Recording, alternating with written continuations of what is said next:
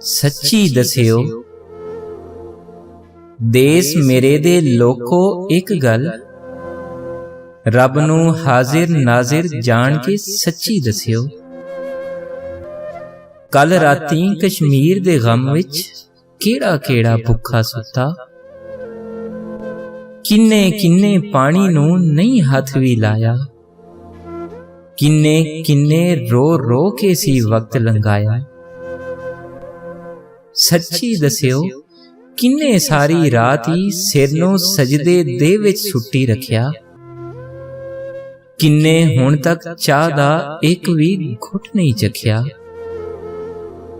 किन्ने सिगरट पीती नाही ठंडा पानी किस ठुकराया,